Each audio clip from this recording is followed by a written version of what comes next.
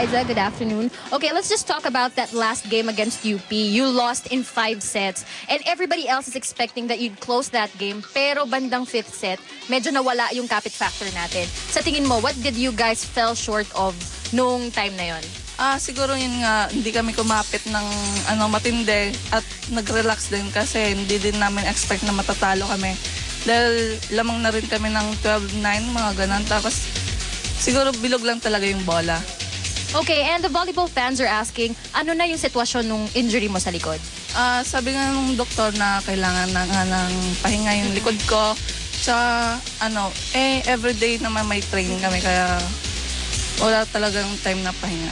Okay, sa tingin mo ba makaka-apekto yun sa game mo ngayon against UE? Hindi naman siguro. Okay, we are gonna hope for that. So there you have it from the UST Tigresses, Aiza Maizo. Kung makaka-apekto man, I'm sure she's not going to tell everybody out there. She's really gutting it out this season. Plus, hindi na lang yung buckle. Pati, may tape rin yung dalawang arms ni Aiza Maizo. Aiza Maizo, she's got tape all over her body already this season. And they're very much struggling. They need this win against UE, but so does UE. You know, UE's in the same situation as UP that last time. Not in terms of team standing, but in terms of morale. They need something to pick themselves up. That's right, and this could be the game. But again, we said it's going to be a hard time for UE, but still, at least may chance pa rin. That's the good part. Okay, and UE coming off that 3rd straight loss, as we talked about, against Adamson University. So still, as we mentioned at the top of the coverage, winless here in the 2nd round, Mosey. Well, Adamson came in strong when they started the game, but their offense really was silenced in that 2nd set. That's why UE was able to take that set. But the veteran players of Adamson just came into play and taking that game. But, of course, lumaban din naman. Of course, ito si Maria Teresa Caballero, and you have Kimberly Dizon, and of course, Kitero Sale. Halos talagang lahat ng pwede niyang gawin, she did in that game. As you can see, the set scores, the 2nd set won by UE. Halos, alam mo, single-handedly, Kite was able to win that set. Correct. And she will really need a lot of help, especially coming from the girls I mentioned, si Caballero, and of course, si Kimberly Dizon, and maybe a lot more. And you can see the spiking of Adamson in that game.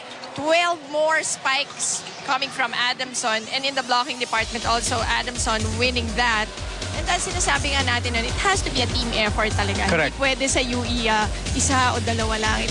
There has to be a complete, well-oiled machine coming into this ball game. Especially coming into this game because, again, you're facing a wounded Tiger, as they say, coming off that loss against UP. All right, Ricky Flores was the one who got the chance to talk to Kite Rosale, and let's listen in. Kita nung last game nyo against Adamson, nakuha nyo yung 2nd set. So ano yung meron sa set na yon na wala sa ibang sets? Yung 2nd set kasi na yun ay kinapitan ng team namin para makakuha kami ng set. So sa tingin mo, 3-game losing streak, ano yung main problem nyo sa team nyo? Kapag nalalaman na kasi yung team, parang ayaw nang kapitan yung game, yung set. Kaya ayun, bumibitaw sila. Pero ready ba kayo for today? Ready naman. Okay, that's good to hear. At good luck mamaya. That was Kitero Sale of the UE Lady Warriors. Well, minsan gusto mo man kapitan, talagang ayaw magpakapit ng kabilang team, di ba? Madulas. Madulas at kalaban nila nung huli. Yung Adamson University also blowing hot and cold so far in the season, really needed that win. Your thoughts about this game as we get it started, Mosey? Well, if I were UE, I would have that mindset that we mentioned a while ago, that it's a wounded Tiger playing in the other side. So you have to take advantage and find ways to limit the scoring of UST, and especially their scoring at the net, yung mga blocking nila, their defense. At again, they will need the help of everyone to do this. They have to play their ultimate best against a team that is not playing their best so far here in the 2nd round. UST, when we come back after these reminders here at the arena in San Juan. This is the UAAP Season 73 Volleyball.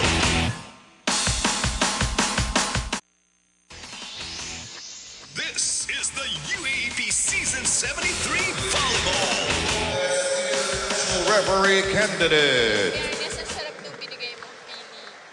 Second referee, Romulo Reposado, national referee.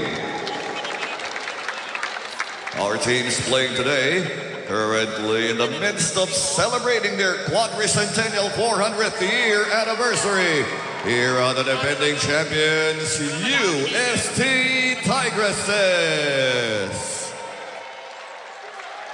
versus the UE Lady Warriors.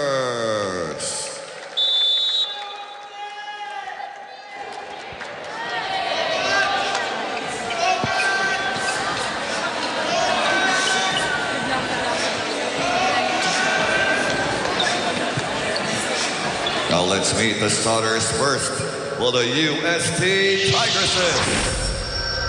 Number 1, Rhea Imakulangan. Number 4, Midori Hirotsuchi. Number 8, Aiza Maiso, team captain. Number 9, Maru Manatikla.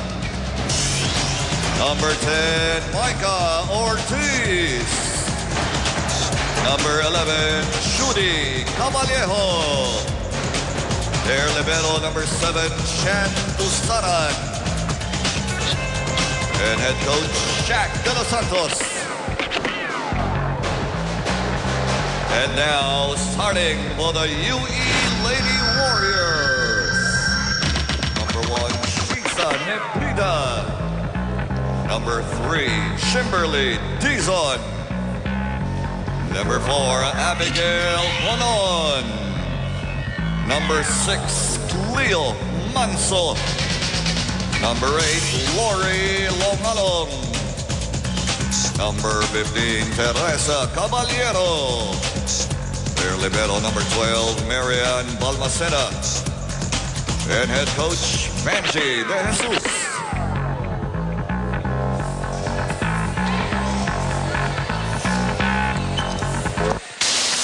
Here we go. A change in the starting 6 of UE Lady Warriors. No Quintero Sale, and this has probably something to do with well, I saw her running to the arena not too late. I mean, probably an hour 15 prior to the game, which is still very early, but usually the girls come in here 2 hours, no? Pag simula ng first game, nandiyan na yung mga ano. So, I don't know what the team policy is. I'm sure we'll get the information later on from Ricky Flores, who's assigned to that side, if that's even the reason. Or if Coach Vanji just wants to change things up here and give UST a different look at the start of this game, wherein UST is coming off the most shocking loss of the season so far. That's easily probably true, right? The biggest upset of the season, hands down, right? Yep. The UE, they were able to upset Ateneo. So they know how it feels like to go up against a team that is supposed to be better than them. Let's see if USC has learned a lesson or two from that loss. They lost the first set. Yeah? They lost the first set from UP, and it was a bad omen from then on. You cannot take anybody lightly, especially on the second round. You gotta be happy for UP, though. Oh, yes. Wow, what? Because obviously we covered that. Ian Laurel and myself, we saw how emotional they were. And remember, they didn't have gas in that game. They were even incomplete. But, you know, there are just some days where your competitive juices are flowing better than any other day, and they had that chance against UP. They didn't let it slide. Especially against how UST. they closed out that game. Correct. And most importantly, It's a great point. yes, the maturity in closing out that game against UST. Sila yung kumapit. Oo. I remember going into that 5th set, I told Ian, you don't want to go into a 5th set against UST. Apparently, they did. All right, speaking about UST, let's check in with Man Panganiban.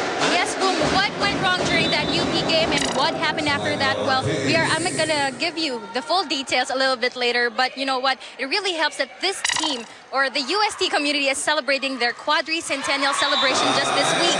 And yesterday, the whole team, along with the whole UST community, I believe, attended a mass stage at the UST grounds. According to the team, it was really a humbling experience to be a part of something as special and as holy as that. And it's not every day you'll have Pope Benedict XVI say a few words at university in the country. Yes, he was presented in a video which made that mass yesterday afternoon something worth remembering and reflecting on. They also had a cardinal from the Vatican to grace that event. So when it got back to the girls, they said this is a brand new game and hey, one for UST. Boom and Mosey. Very much. What a special week. 400 years for your alma mater. Mosey, congratulations. I'm sure it was Thank you. a highly emotional It event has too. been a really busy week for UST. Very traffic week in Manila. And actually, they tried to invite the Pope for that mass yesterday. But meron yata ginagawa. And so he sent a representative. Not too bad. Yeah, diba? I mean, a cardinal from Vatican I think to we say understand the mass. na busy siya. Oh, busy. busy. Ricky Flores from the other side, from the University of the East Lady Warriors. Go ahead, Ricky. Well, you know what, Boom? I did get a chance to talk to head coach Vanjie earlier, and she's not exactly distracted by the 3-game losing streak. She says that it is a little painful, but she's happy that kahit papano, maganda daw yung performance ng mga bata. And Coach Vanjie did give me a little teaser on the UE team's developments for next year. This season, they're getting a feel of each other palang. Next year, they'll be more solid. And guess who's been training with them already? None other than Miss Lucette Dawes. And Coach Vanjie says that if she gets back into shape in time, makakaluril siya with her teammates. And about Kite Rosale, you know what, Boom, you were right when you saw her. She was late, and in fact, Coach Vanjie actually locked the dugout already and did let her come in, and now she's just teaching her a lesson. Boom. You know, it's a lesson here in the UAP, really. And there must be a valid reason why, but we'll find out later. But the point is, no matter who you are, Yep. diba, the coaches have to make a stand. And it's really good. The other scene, like siya yung best player nila. Same rule. Correct. Same goes for everyone. So ikaw, as a player, naiisip mo yun, you won't do it, di ba? No special treatment. But that's a good point by Ricky. I was talking to Ian about the UP. It's funny, and it's strange that conversation actually happened in that game. I'll talk more about that because right now UST reaches the first technical timeout ahead 8-3. Back in a moment.